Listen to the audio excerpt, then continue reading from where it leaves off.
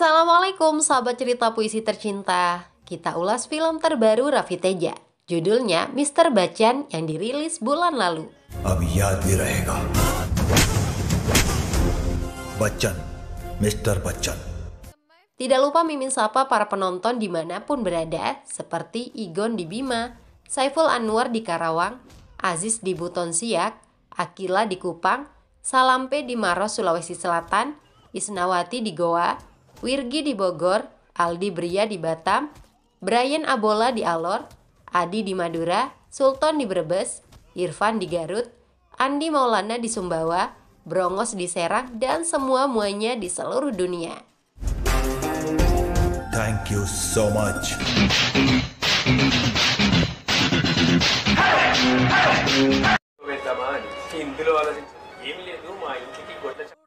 Seorang pejabat tinggi pemerintah, Jaga Rao yang baru mengambil uangnya di bank menjadi sasaran sekelompok perampok.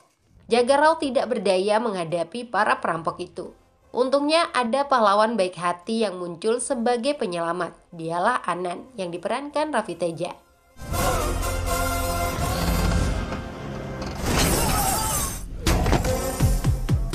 Sosok Anan sangat pandai bertarung. Dia bisa menghajar orang sambil merokok.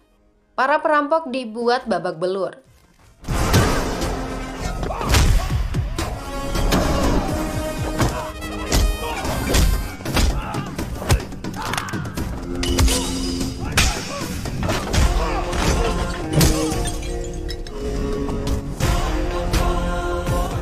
Anan berhasil mengamankan uang Jaga Rao. Kehebatan Anan membuat Jaga Rao ingin menjadikannya sebagai menantu. Anan diundang datang ke rumah bersama keluarganya untuk acara lamaran. Tawaran itu diterima dengan baik. Anan dan keluarga datang ke rumah Jaga Rao. Keluarga Anan meminta mahar emas seberat badan pengantin perempuan. Jaga Rao dengan senang hati memberikan emas, perhiasan, dan juga uang tunai.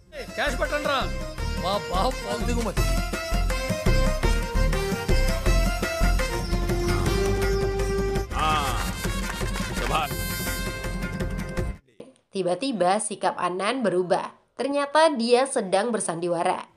Anan adalah petugas pajak. Keluarganya yang datang juga sebenarnya anak buah Anan di kantor.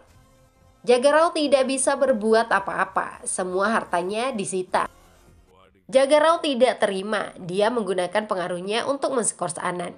Atasan Anan merupakan antek-antek Jaga Rao. Apabila tidak ingin diskors, Anan diharuskan meminta maaf kepada Jaga Rao. Idealisme Anan tidak bisa dipatahkan dengan cara apapun. Daripada minta maaf, Anan justru memukul Jaga Rao dengan sendalnya. Anan lebih memilih diskors daripada menggadaikan idealisme. Atasan Anan jadi kesal. Anan memang momok yang menakutkan bagi pejabat korup. Orang-orang biasa memanggil saya Mr. Bachchan. Anda pasti sudah mendengar nama itu, ucap Anan. नाम तो सुना होगा बच्चन मिस्टर Bachchan. Setelah resmi diskors, Anan pulang ke kampung halamannya di desa Kotipali. Orang tua Anan menyambut dengan sukacita. Mereka tidak sedih meski Anan diskors dari pekerjaannya.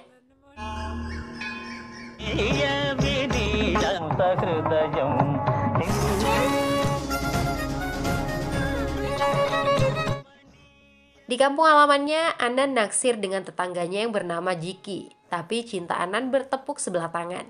Jiki sama sekali tidak tertarik. Setiap hari Anan melakukan PDKT. Berbagai trik dan rayuan digunakan. Tetap saja hati Jiki tidak luluh.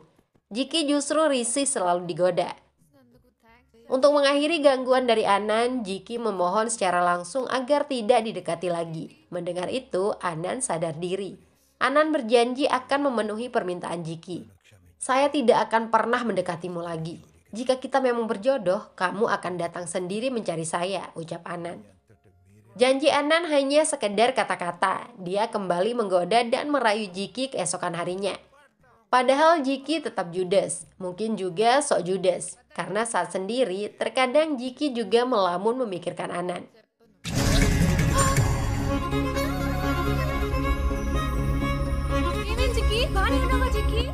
Di sisi lain, kepergian Anan dari Departemen Pajak membuat pemerintah tidak memiliki petugas pemberani lagi. Seorang petugas pajak, Srinivas, tidak memiliki nyali untuk menggerebek anggota parlemen bernama Mutiam Jagaya. Pihak kepolisian juga tidak berani memberikan pendampingan. Beberapa waktu lalu ada petugas cukai Rama Krishna yang sempat menggerebek gudang Mutiam Jagaya. Banyak produk terlarang Jagaya dihancurkan. Keberanian Krishna patut diacungi jempol, tapi Jagaya membunuhnya di siang bolong.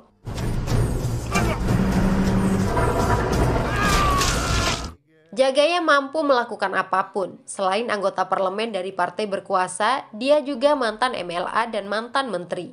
Pengaruh Jagaya sangat kuat. Jagaya sangat kesal gudangnya bisa digerebek. Dia melampiaskan amarah kepada pegawainya, Pankaj, yang merupakan ayah Jiki. Pankaj dipukul dan dipecat dari pekerjaannya. Saat ini Jagaya ingin mendapatkan tiket pemilu legislatif untuk saudara laki-lakinya Sambasiva Rao. Jagaya memaksa seorang petinggi partai Sudhakar mengatur tiket itu. Jika tidak, Jagaya tidak akan segan-segan membunuh Sudhakar.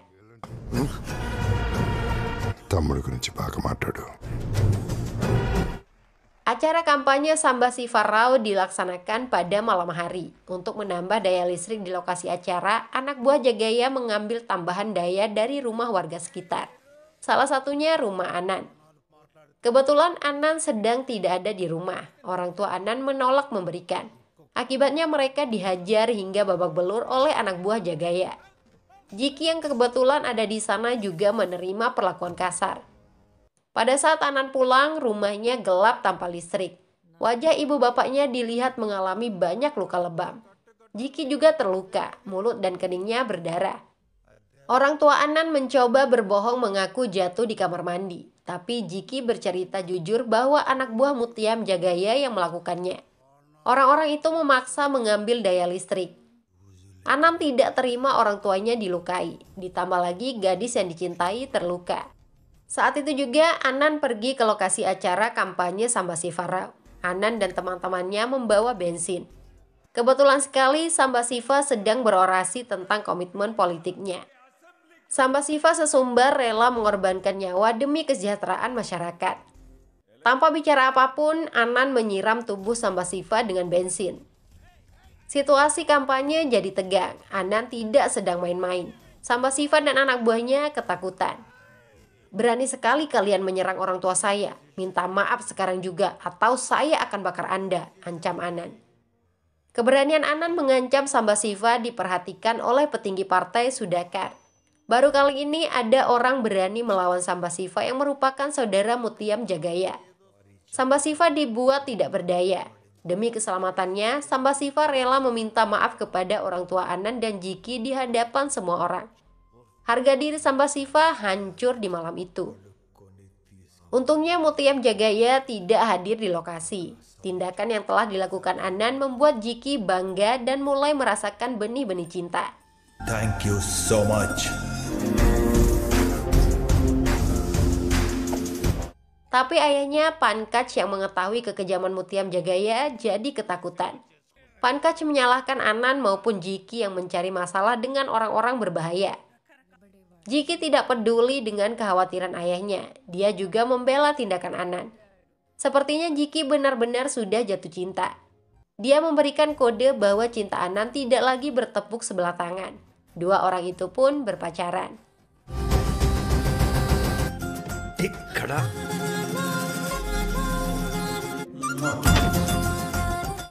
Hubungan cinta itu tidak begitu direstui oleh keluarga Jiki. Orang tua Jiki tidak bisa menikahkan mereka karena Anan pengangguran. Dalam situasi menyudutkan itu, Anan mendapat panggilan telepon dari wakil komisaris Departemen Pajak. Kabar baik diterima bahwa skorsing Anan sudah dicabut. Anan diminta secepatnya kembali bertugas. Akhirnya Anan bukan lagi pengangguran. Hubungannya dengan Jiki direstui. Tanggal pernikahan pun mulai dibicarakan antar keluarga. Jiki sangat bahagia akan segera menjadi istri Anan alias Mr. Bachchan. Acara pertunangan dilangsungkan sebagai awal pernikahan. Repal, repal, sapul,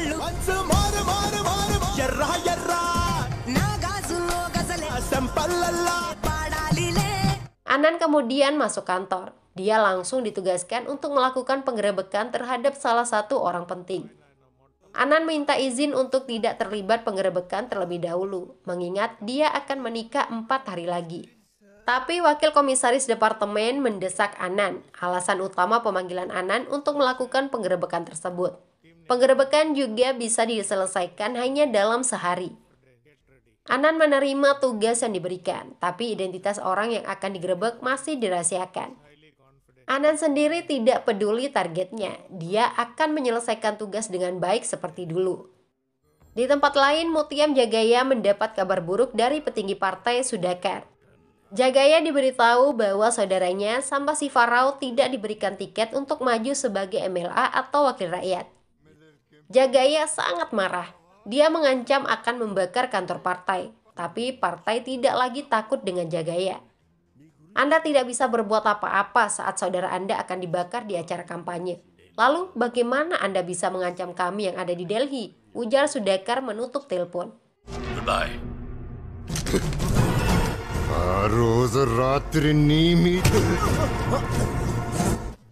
Jagaya kaget mendengarnya. Dia baru tahu ada insiden memalukan sempat terjadi saat adiknya kampanye. Rupanya Sambasiva merahasiakan kejadian itu dari Jagaya. Setelah mengetahui apa yang terjadi, Jagaya memerintahkan anak buahnya mencari pelaku. Identitas Anan bisa dilacak, tapi keberadaannya belum bisa ditemukan. Aku సంబంధం లేదు నాకు ఆడు కావాలి నాకు ఆడు కావాలి మొత్తం ఎత్తుకెళ్ళిపోతే ఎక్కడ దొరకలేదు ఆడంగినాయాల నాకు తెలీదు నాకు ఆడు కావాలి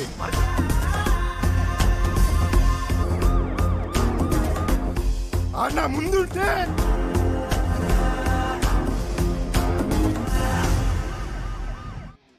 Anan yang dicari justru datang sendiri ke rumah Jagaya. Anan datang sebagai petugas pajak bersama anak buahnya. Ternyata Mutiam Jagaya adalah target yang akan digerebek karena diduga memiliki banyak uang hitam.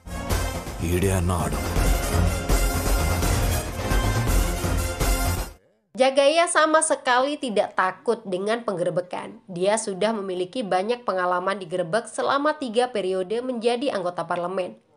Jagaya juga pernah 2 kali menjadi MLA dan mantan menteri. Petugas seperti Anan bukan apa-apa baginya. Anan tidak kalah sesumbar. Selama 5 tahun pelayanannya, dia telah melakukan penggerebekan sebanyak 75 kali dengan sukses. Anan juga sudah biasa menghadapi politisi licik seperti Jagaya. Selama penggerebekan, Jagaya dan keluarganya dilarang meninggalkan rumah. Anan dan anak buahnya mulai mencari di semua sudut rumah untuk menemukan harta yang disembunyikan.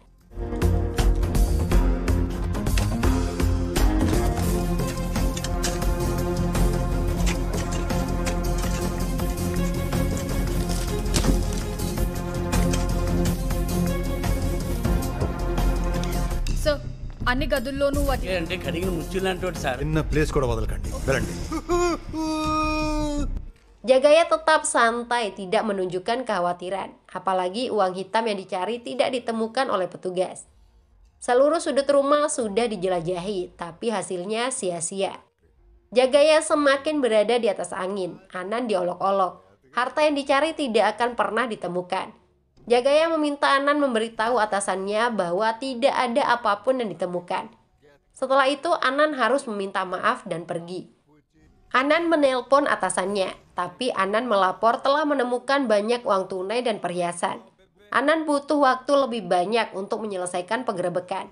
Jagaya gusar dengan kebohongan Anan. Anak buahnya diperintahkan untuk mengusir paksa Anan. Untungnya Anan jago gelut. Semua anak buah Jagaya dihajar dengan penuh gaya.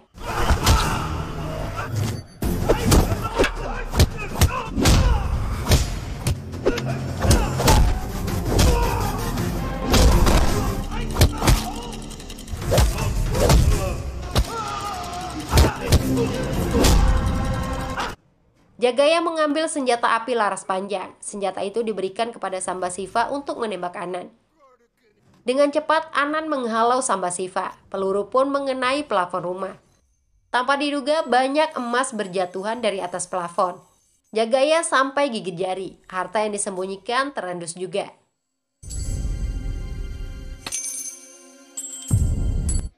Anan kembali menembak plafon. Emas yang jatuh semakin berlimpah ruah.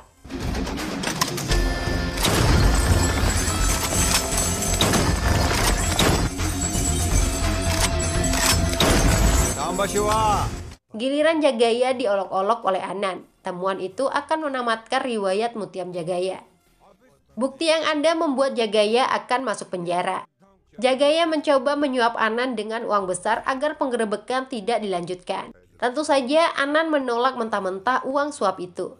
Anan berkeliling di dalam rumah Jagaya. Seorang wanita tua ditemukan sedang asyik mendengarkan lagu. Rupanya wanita itu adalah ibu kandung Jagaya. Anan memperkenalkan diri sebagai petugas pajak. Ibu Jagaya menanggapi biasa saja.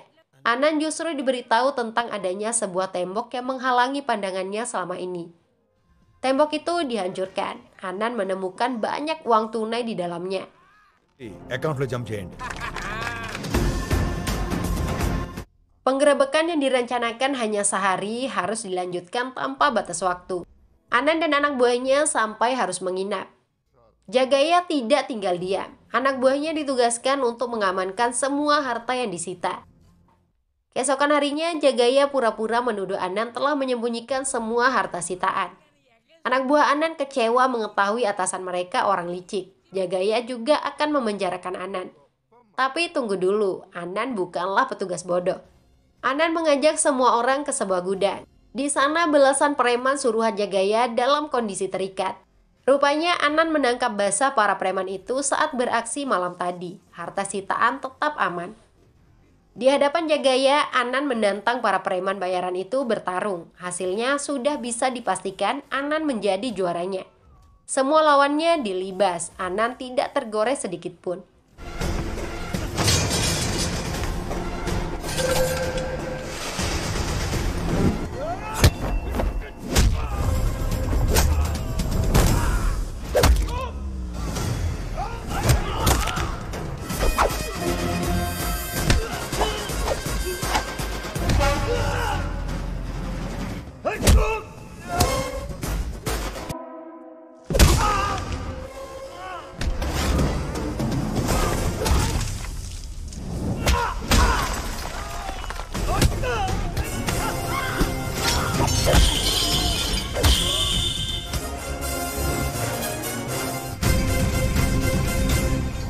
Jagaya bingung bagaimana lagi cara untuk mengusir Anan dari rumahnya. Keluarga Anan dan calon istrinya, Jiki, diserang oleh anak buah Jagaya.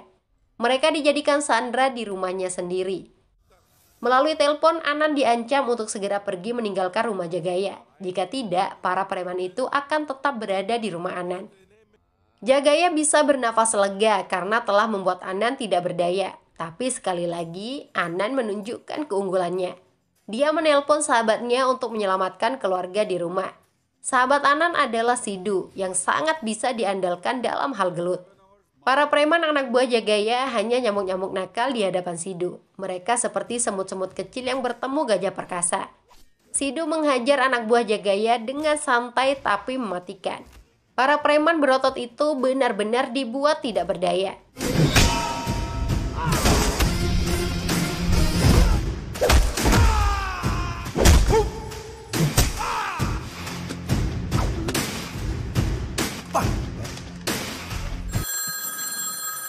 Sidu melaporkan kepada Anan bahwa tugasnya sudah diselesaikan dengan baik. Jagaya dipecundangi lagi, tapi Jagaya tidak putus asa. Setelah bisa keluar dari rumah, Jagaya pasti akan menghancurkan Anan. Ancaman itu melukai ego Anan. Jagaya dipersilahkan keluar melakukan apapun yang dia bisa. Anda bisa keluar sekarang. Gunakan posisi, kekuatan, dan pengaruh Anda untuk menghentikan saya, tantang Anan. Benar saja, Jagaya keluar dari rumahnya.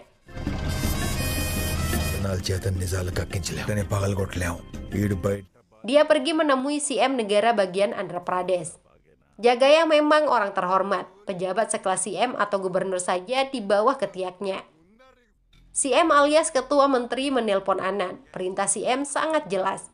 Anan harus menghentikan penggerebekan dan pergi dari rumah Jagaya. Jawaban Anan cukup mengejutkan. Anan tidak mau mematuhi perintah CM. Departemen Pajak berada di bawah pemerintah pusat. Pemerintah negara bagian tidak berwenang memberikan perintah apapun. CM tetap memaksa Anan, tapi Anan justru mematikan panggilan telepon.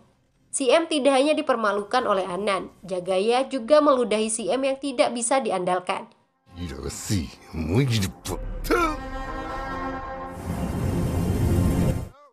Jagaya sibuk kesana kemari mencari bantuan, sementara Anan dan anak buahnya terus menyisir harta yang disembunyikan Jagaya.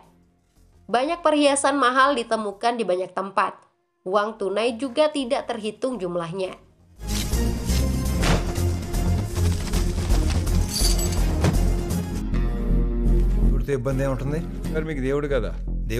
అలాగే sir.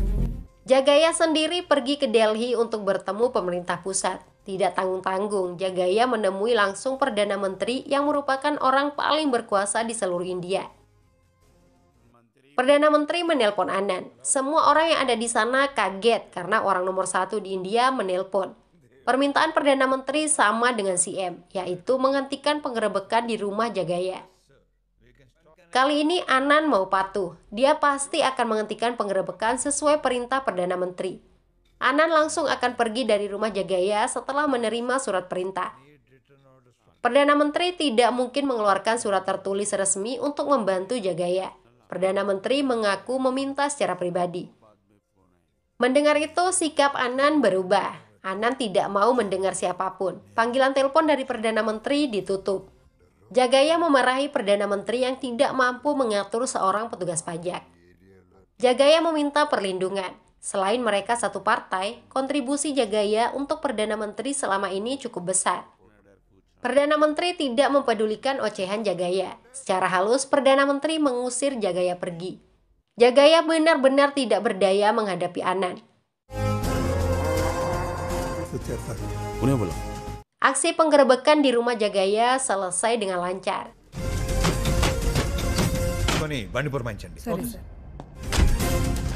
Tidak lupa Anan menelpon Jiki. Anan akan segera pulang untuk melangsungkan pernikahan. Jagaya kembali ke rumahnya dengan wajah lesu. Dia tidak berani petantang petenteng lagi. Tidak satu patah kata pun keluar dari mulut besarnya. Jagaya menandatangani dokumen penggerebekan karena sudah kalah. Semua harta sitaan di rumah Jagaya diangkut untuk diamankan.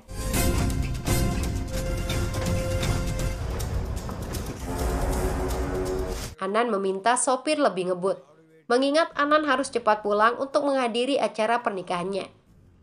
Dalam perjalanan, rombongan Anan diserang sekelompok orang. Para penyerang sudah pasti anak buah Jagaya. Anan melawan orang-orang itu dengan gagah berani. Tidak butuh waktu lama bagi Anan mengatasi rintangan di hadapannya.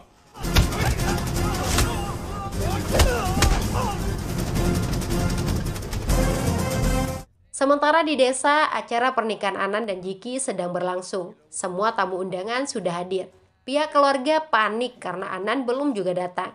Jiki sampai tidak bisa tersenyum di hari pernikahannya itu. Anan yang ditunggu sedang mengendarai truk. Dia akan membawa barang sitaan ke tempat aman. Tapi sekali lagi, serangan datang. Sebuah peluru mengenai lengan Anan.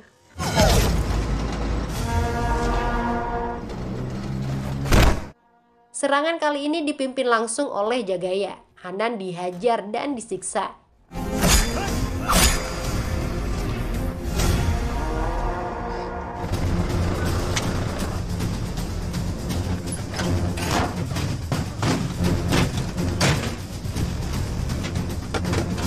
Kejutannya, tidak ada harta di dalam truk. Uang dan perhiasan telah diganti dengan batu serta sampah. Ternyata Anan selalu lebih cerdas dari lawannya. Semua harta dan perhiasan yang disita sudah diamankan oleh anak buah Anan. Kini Anan harus menutup bab Jagaya. Anan menghancurkan semua anak buah Jagaya. Anan menang telak atas Mutiam Jagaya.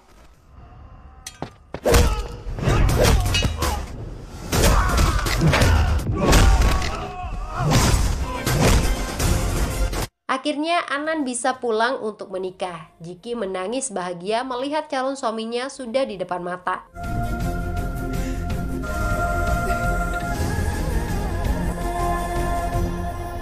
Mereka pun menikah. Lalu bagaimana dengan Jagaya? Bagaimana mungkin seorang anggota parlemen dari partai berkuasa tidak mampu menghindar dari petugas pajak? Ternyata kehancuran Jagaya karena terlalu sombong. Penggerebekan yang dilakukan Anand sebenarnya atas inisiatif pejabat tinggi dari partainya sendiri, Sudhakar dan pejabat pemerintah. Mereka sakit hati dengan Jagaya yang merasa paling berkuasa. Pendek kata, Jagaya dikriminalisasi oleh orang-orangnya sendiri. Kini nasib Jagaya sangat mengenaskan. Dia mendekam di dalam penjara. Kehilangan harta membuatnya jadi orang gila. Film selesai di sana. Sudah dulu ya, sampai jumpa. Poe seri zari poe ni so digini seri. Era, ennawa?